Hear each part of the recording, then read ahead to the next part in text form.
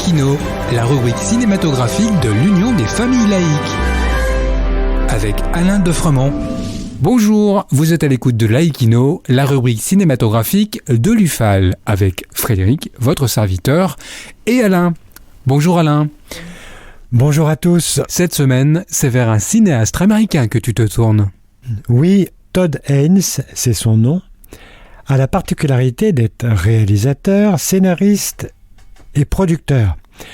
Producteur, ce dernier point est important car ainsi il n'est pas tributaire des grands films de production américaine et de ce fait il est libre de ses thèmes lorsqu'il écrit et réalise un film. C'est-à-dire ?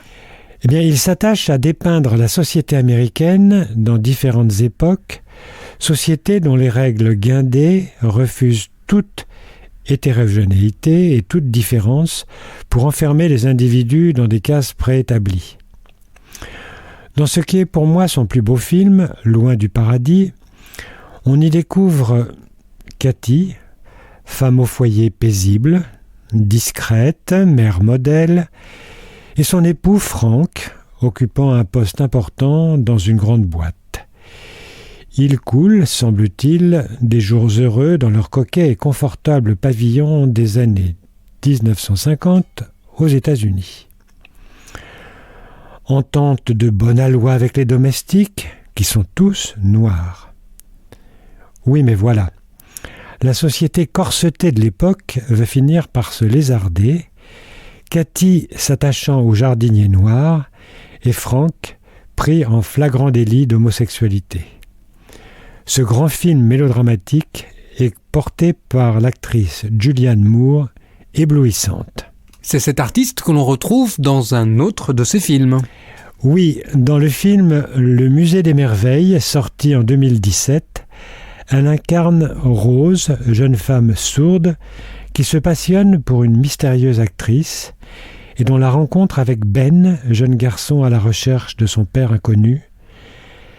Cette quête symétrique, à différentes époques, est menée de main de maître par le réalisateur. C'est un film d'une totale originalité qui m'a énormément touché. D'autres grandes stars américaines ont tourné avec lui ? Et oui, même s'il n'est pas très connu, il a quand même réussi à avoir Cate Blanchett dans le film Carol.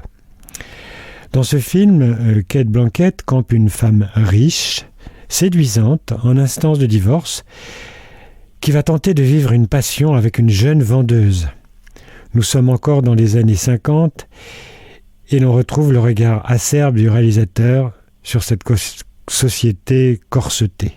Est-il resté dans le domaine mélodrame sentimental ? Non, car en 2019, il réalise Dark Waters, qui nous plonge dans la vie de Robert Bilott, avocat renommé dans la défense des entreprises de produits chimiques. Nous sommes à la fin des années 1990. Un fermier, connaissant la grand-mère de Robert, va l'implorer de l'aider dans sa lutte contre le géant groupe chimiste DuPont, qu'il rend responsable de la mort de plusieurs de ses vaches. Sa ferme étant à proximité de cette entreprise de produits chimiques. D'abord réticent, Robert va s'attaquer au problème à bras-le-corps et va jouer ainsi sa carrière. C'est vraiment un film passionnant. Eh bien, je vous dis à très bientôt.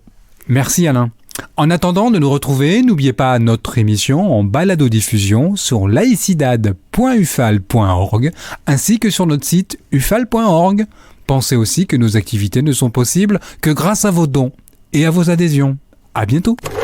C'était Laïkino, la rubrique cinématographique de l'Union des familles laïques. Retrouvez toutes nos rubriques Laïkino et l'ensemble de nos balados-diffusions sur lufal.org.